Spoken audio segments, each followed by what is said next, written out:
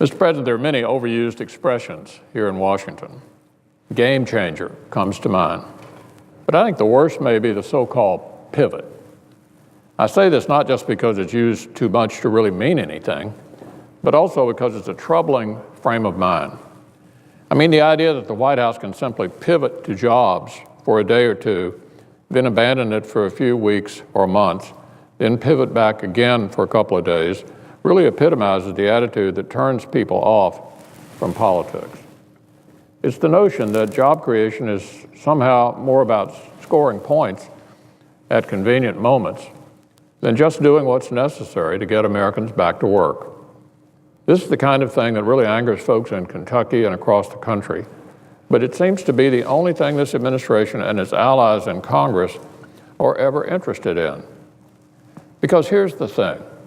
Not only should we be focused on jobs day in and day out around here, as Senate Republicans have been all along, but it's also not like we don't know the kinds of things needed to get our economy back on track.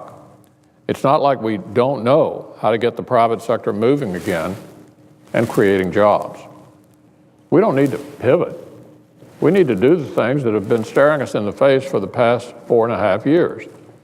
And if Washington Democrats are really serious about turning the economy around, they'd be working collaboratively with Republicans to do just that, instead of just sitting on the sidelines and waiting to take their cues from the endless political roadshows the president cooks up whenever he feels like changing the topic.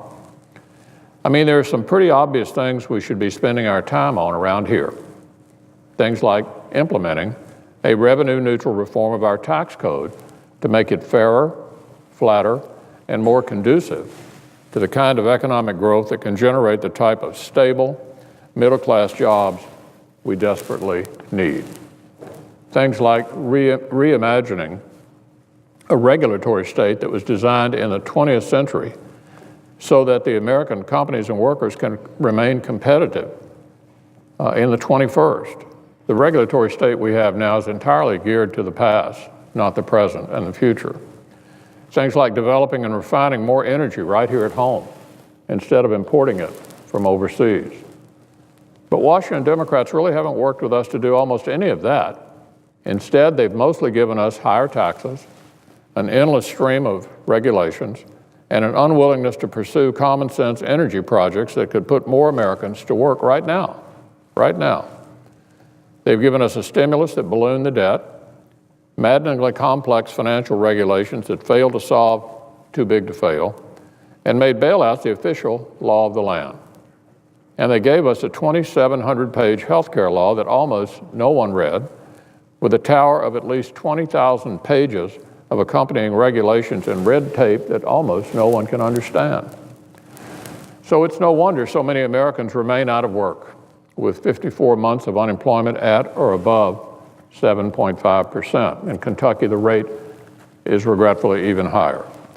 Meanwhile, Washington Democrats have been pivoting back and forth, back and forth. In fact, they pivot so much these days that they often don't seem to know what to do with themselves when there's an actual policy issue to be solved, an issue where you'd assume many Republicans and Democrats would normally agree. Just take the student loan issue.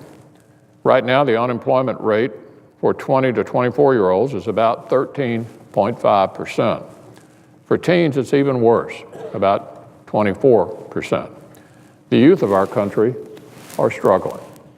And yet, with that backdrop, Senate Democrats still continue to fight with each other over the student loan bill 23 days past the deadlines they themselves warned us about. Congressional Republicans and President Obama have actually been more or less on the same page on this issue from the very start. We've agreed on the need to pursue permanent reform for all students, not just a short-term political fix for some of them. And still, Senate Democrats persisted with show votes on a bill that always seemed more about politics than policy, wasting precious time.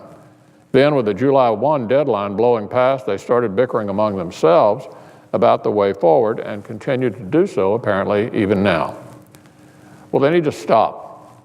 Democrats need to finally allow the bipartisan student loan reform proposal to come to a vote this week so we can pass it and ensure there's one less Washington-created problem for young people to worry about in this economy because it's tough enough out there for them already. The Obama economy has not been kind to the youth of our nation. So I hope the White House and Senate Democrats will help us change that because this persistently high unemployment is simply not acceptable. And neither is pretending that it can be changed by simply executing another pivot or delivering another campaign-style speech or just spending more taxpayer money, because Washington Democrats have tried all that before, over and over and over. And in fact, it's just not working. Mr. President, I yield the floor.